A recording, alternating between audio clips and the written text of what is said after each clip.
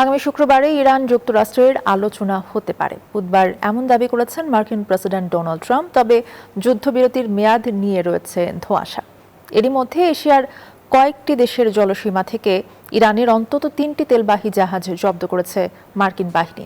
Tehran বলছে আলোচনায় প্রধান বাধা মার্কিন নৌ অবরোধ আর হুমকি। এমন পরিস্থিতিতে যুদ্ধবিরতির কার্যকারিতা নিয়ে সন্দিহান তেহরানের সাধারণ মানুষ। অচলাবস্থা নিরসনে সব পক্ষকে আলোচনার টেবিলে বসার আহ্বান জানিয়েছে জাতিসংঘ।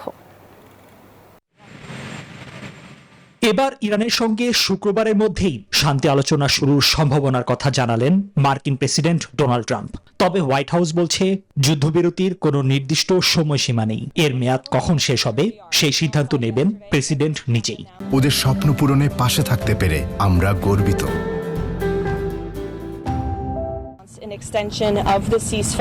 অন্যদিকে ইরানের প্রেসিডেন্ট মাসুদ পেজেশকিয়ান জানিয়েছেন তার দেশ আলোচনার জন্য প্রস্তুত। তবে তার মতে প্রতিশ্রুতি ভঙ্গ, অবরোধ এবং হুমকি আলোচনার পথে মূল বাধা।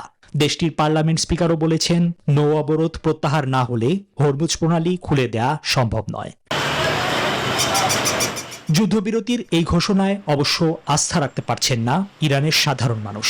তেহরানের বাসিন্দাদের আশঙ্কা এটি শান্তি আলোচনার পথ নয়, বরং নতুন করে যুদ্ধের প্রস্তুতি নিচ্ছে ওয়াশিংটন। তাই আলোচনার টেবিলে ইতিবাচক কোনো সমাধানের সম্ভাবনা দেখছেন না তারা।